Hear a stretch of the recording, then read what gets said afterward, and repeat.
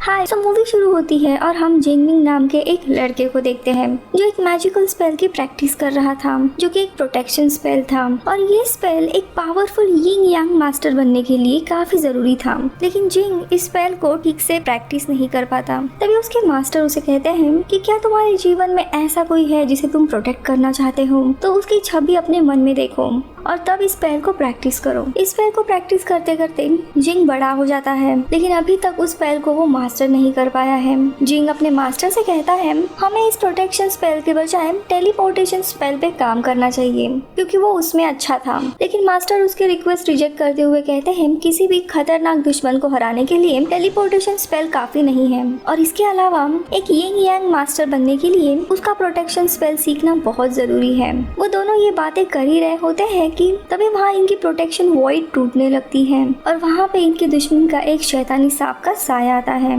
Master फौरन ही जिंग को एक दूसरे डायमेंशन में टेलीपोर्ट कर देते हैं और फिर अपने 3 गार्डियन स्पिरिट को बुलाते हैं जो हर यिंग यांग मास्टर के हेल्प के लिए होते हैं। ये 3 गार्डियंस है मैड पेंटर, स्नो हाउंड और गोल्डन स्पिरिट। ये तीनों ही उन शैतानी सांप का मुकाबला करते हैं। मैड पेंटर और स्नो हाउंड उसी प्रोटेक्टिव वॉल को बचाने की कोशिश करते हैं, जबकि गोल्डन स्पिरिट मास्टर जांग जिंग की प्रोटेक्शन करती है। इन तीनों की भी काफी घमासान लड़ाई शुरू होती है, लेकिन आखिरी में इनका दुश्मन जीत जाता है और प्रोटेक्शन वॉल टूट जाती है। लेकिन उसी वक्त जिंग बाकी स्टूडेंट को लेकर उसी लड़ाई के मैदान में आ जाता है। लेकिन वो सांप जब इन सब के ऊपर हमला करने ही वाला होता है, तभी मास्टर सभी स्टूडेंट्स को प्रोटेक्शन स्पेल यूज करने के लिए कहते हैं, लेकिन जिंग उनकी बात ना मानकर टेलीपोर्टेशन स्पेल यूज करता है और वो सांप जब जिंग पे अटैक करता है, जिंग हारने लगता है। इसके पहले कि वो सांप उसे मार डाले, मास्टर उसके सामने आकर जिंग का वार अपने ऊपर लेते हैं और उसे बचाते हैं। ये देखते हुए मास्टर का एक गार्डियन जो था वो अपने जीवन का बलिदान देते हुए उस सांप को खत्म कर देता है। लेकिन जिंग मास्टर के मौत से बहुत ही ज्यादा दुखी था, क्योंकि उसकी एक गलती के कारण ये सब कुछ हुआ था। लेकिन मास्टर बनने से पहले जिंग को उस सांप की सच्चाई बताते हैं। मास्टर उन सबको बताते हैं कि ये सांप बस एक झलक है, लेकिन असली सांप इंपीरियर सिटी में कैद है और शायद वो जल्द ही बाहर आने वाला है। ये 300 साल पहले इंसानों के लालच की वजह से एक शैतानी सांप का जन्म हुआ था, जिसको कैद करने के लिए 4 मास्टर्स सामने आए थे और उस सांप को एक इंपीरियर सिटी नाम की जगह पे कैद कर लिया गया था, जो कि अभी भी इंपीरियर सिटी के रानी के शरीर में कैद है। और उसकी प्रोटेक्शन 4 स्टोन गार्डियंस करते हैं, जो कि फिलहाल एक मूर्ति की मुद्रा में स्थित है, यानी सोए हुए हैं। और ये 4 गार्डियंस है dragon statue, turtle statue, bird statue और टाइगर स्टैचू। अब इसके बाद जब भी वो सांप आजाद होने की कोशिश करेगा, तब 4 मास्टर्स को इंपीरियर सिटी जाकर उन 4 स्टोन गार्डियंस को जगाना होगा। इसीलिए अभी चारों मास्टर्स को इकट्ठा होकर इंपीरियर सिटी में जाना होगा और उन स्टैचूज को जगाना होगा। तो दूसरी तरफ इंपीरियर सिटी में हम उस क्वीन को देखते हैं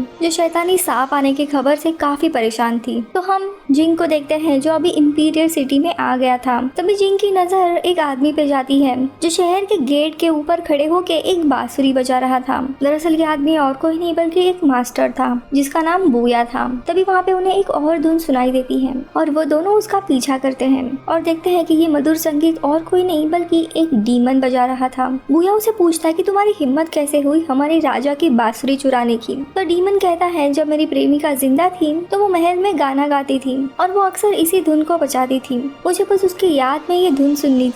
अब बूया को किसी भी इविल चीज से नफरत थी, इसीलिए वो डीमन को मारने के लिए जाता है। लेकिन जिंग उस डीमन को बचा लेता है और जिंग कहता है ये एक डीमन जरूर है, लेकिन इसकी गलती इतनी भी बड़ी नहीं है कि इसे सीधा मार दिया जाए। तो बूया कहता है ये एक शैतान है और एक शैतान को प्यार के बारे में क्या ही पता। तो जिंग कहता है क्यों नहीं, एक शैतान को भी प्यार की समझ हो सकती है। लेकिन बूया उसकी बात नहीं सुनता और उन दोनों में ही लड़ाई शुरू होती है, जिसमें जिंग बूया को हरा देता है और बूया वहाँ से गुस्से में चला जाता है। दरअसल सांप से लड़ने के लिए बूया को भी इंपीरियर सिटी में बुलाया गया था, क्योंकि वो भी उन 4 मास्टर्स में से एक था। लेकिन यहाँ इन दोनों को भी एक दूसरे की पहचान नहीं थी। अब बूया जैसे ही जाता है वो डीमन जिंग के पास आता है और कहता है मास्टर मुझे अपना गुलाम बना दीजिए, और जिंग उसे अपना गार्डियन स्पिरिट बना देता है और उसका नाम रखता है किलिंग स्टोन। दूसरी ओर हम क्वीन के महल में देखते हैं जहाँ पे अभी 3 मास्टर्स आ गए थे, मास्टर जिंग, मास्टर बूया और मास्टर जैंग। लेकिन 4th मास्टर होंगडू अभी तक वहाँ पहुँचे नहीं थे और यहीं पर बूया और जिंग को पता लगता है कि वो दोनों भी भी मास्टर्स हैं। तभी वहीं पर जिंग की मुलाकात महल के प्रिंस शोयू से भी होती है,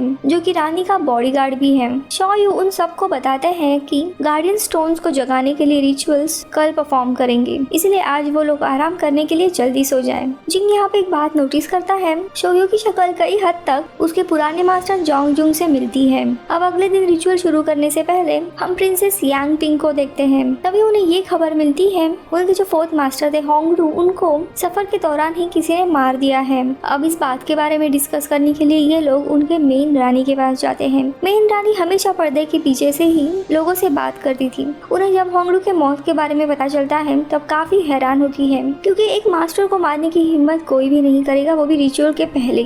अब इसके बाद रानी इस रिचुअल की सारी जिम्मेदारी प्रिंसेस यांग पिंग को दे देती है। तभी हम वहाँ पे एक दूसरे मास्टर को देखते हैं, लॉन्गली, जो कि एक लड़की थी, और प्रिंसेस जो कि मास्टर लॉन्गली को मास्टर होंगरू के डेथ को इन्वेस्टिगेट करने के ऑर्डर्स देती है। इसके अलावा वो शोर्यू को फोर्थ मास्टर बन के ये सारे रिचुअल्स पूरे करने के लिए कहती है। अब चारों मास्टर्स रिचुअल्स को स्टार्ट कर देते हैं, लेकिन इस रिचुअल के दौरान ही प्रिंसेस पर कोई डीमन अटैक करता है, लेकिन बाकी के मास्टर्स उन्हें बचा लेते हैं और बूया उस डीमन के स्पिरिट से ही रिचुअल्स को पूरा कर देता है। और अब देखते ही देखते चारों गार्ड स्टोन्स जगने के लिए तैयार थे। अब आधी रात को आसमान का रंग अजीब होकर मौसम बदलने लगता है। जिंग और बूया समझ जाते हैं कि उन पर वापस किसी डीमन ने हमला किया है, तो वो फौरन प्रिंसेस को बचाने के लिए भागते हैं, जहाँ पे वो देखते हैं शोयू मास्टर लॉन्गली से लड़ रहा होता है, क्योंकि शोयू का कहना था मास्टर लॉन्गली क्वीन को मारना चाहते हैं। और इन चारों में ही लड़ाई शुरू होती है, और इस लड़ाई के अंत में मास्टर लॉन्गली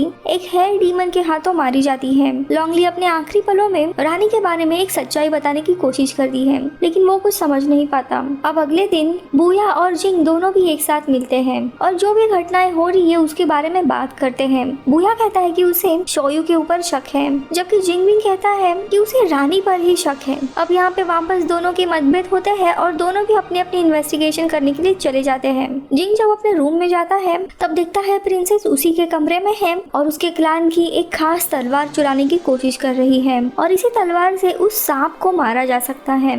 अब जिंग प्रिंसेस से इसका कारण पूछता है।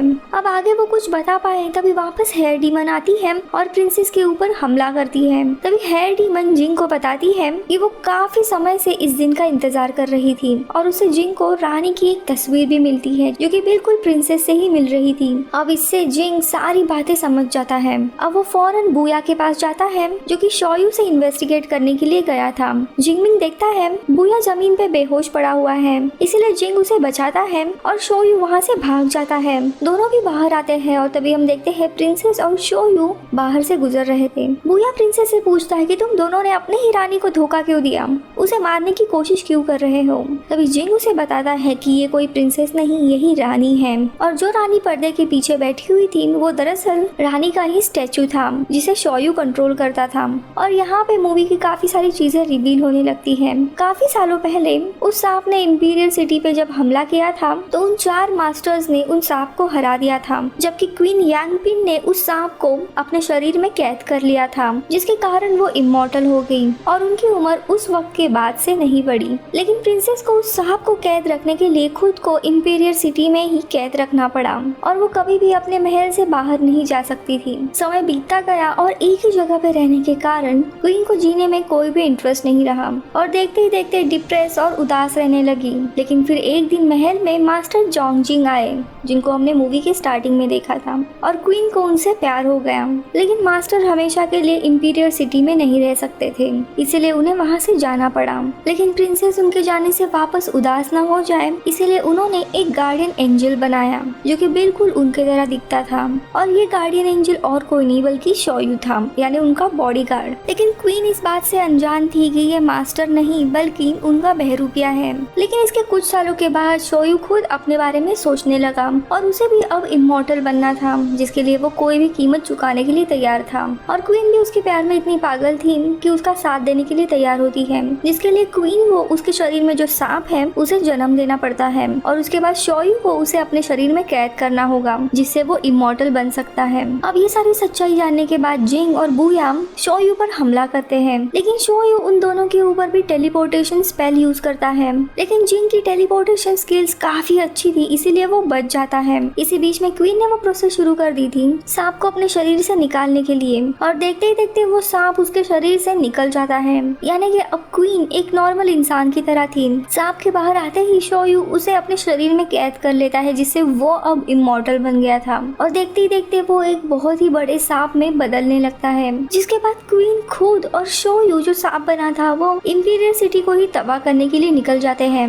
लेकिन इसी दौरान वो 4 गार्डियन स्टोन्स एक्टिवेट हो जाते हैं और वो महल के चारों तरफ एक प्रोटेक्टिव वॉल बनाने लगते हैं ताकि वो सांप यहाँ से बाहर ना निकल पाए। लेकिन इन चारों में से एक गार्डियन स्टेचू अभी तक एक्टिवेट नहीं हो पाया था, जो कि एक बर्ड का था जिसका नाम था क्रिम्सन बर्ड, क्योंकि रिचुअल्स के दौरान शोयू ने उसे जानबूझकर नहीं जगाया था। इसके बाद जिंग अपने 3 गार्डियन स्पिरिट्स को उसकी हेल्प के लिए बुलाता है, जो थे किलिंग स्टोन, मैट पेंटर और स्नो हाउंड। मैट पेंटर जिंग की रक्षा करने के लिए एक प्रोटेक्टिव वॉल उसके आसपास बनाती है, तो स्नो हाउंड और किलिंग स्टोन उस सांप को मारने की कोशिश करते हैं। ये दोनों भी उस सांप से काफी लड़ते हैं, लेकिन वो सांप काफी तेज और पावरफुल था, और जब सिचुएशन शोयू के लिए आउट ऑफ कंट्रोल होने लगती है तब वो उनके सामने आता है लड़ने के लिए, और अंत में वो गार्डियन एंजल्स को हरा देता है। यहाँ पे बोया को एक बात का डर था कि कहीं ये सांप महल और इस शहर से बाहर ना चला जाए, इसीलिए वो बर्ड स्टेचू के पास जाता है और उस क्रिम्सन बर्ड को अपने शरीर की ताकत से एक्टिवेट करने की कोशिश करता है। वो बर्ड देखते ही देखते एक्टिवेट होने लगता है और उसी के कारण जो एक प्रोटेक्टिव वॉल थी वो भी कंप्लीट हो जाती है, और बुया उस बर्ड के स्टेचू को तोड़ते हुए बाहर आता है और अब वही क्रिम्सन बर्ड बन गया था। जिसके बाद वो शोयू से लड़ने जाता है और इन दोनों के बीच में काफी खतरनाक लड़ाई शुरू होती है। इसी दौरान जिंग उस प्रिंसेस के पास जाकर उसे सारा सच बता देता है कि शोयू मास्टर जोंगजिंग नहीं है, वो सिर्फ गार्डियन एंजल है जो कि मास्टर की तरह दिखता है। इसके बाद वो अपनी शक्तियों का इस्तेमाल करके क्वीन को आखिरी बार मास्टर जोंगजिंग से भी मिलवाता है, और मास्टर यहाँ पे क्वीन के लिए अपने प्यार का इजहार करते हैं, जिससे क्वीन काफी टूट जाती है और मास्टर भी वहाँ से जाने लगते हैं। इसके बाद जिंग और क्वीन वापस इंपीरियल सिटी में आ जाते हैं, जहाँ अभी भी शोयू और बुया के बीच में काफी घमासान लड़ाई चल रही थी। जिंग काफी तेज से बुया को कहता है कि इसकी मौत सिर्फ उसी तलवार से हो सकती है जो कि मास्टर ने खुद उसे दी थी। बुया वो तलवार लेता है और उसे मारने जाने ही वाला था, लेकिन शोयू उस तलवार को नीचे फेंक देता है और इसी तलवार को क्वीन उठा लेती है, और वो शोयू से कहती है अगर तुमने ये सब कुछ रोका नहीं तो मैं अपनी जान ले लूंगी, और वो अपनी जान ले लेती है। शोयू ये सब कुछ देख के काफी टूट जाता है, क्योंकि वो भी उससे प्यार करता था। वो काफी वल्नरेबल हो जाता है और इसी चीज का फायदा उठाते हुए बुया शोयू पर तलवार से आखिरी वार करता है, जिसके कारण उसकी मौत हो जाती है, और उसके साथ साथ जो इतना बड़ा सांप था उसकी भी मौत होती है। अब सांप मर गया था, इसी कारण से प्रोटेक्शन वॉल भी खुद ब खुद नीचे आने लगती है और मूवी यहीं पे खत्म हो जाती है।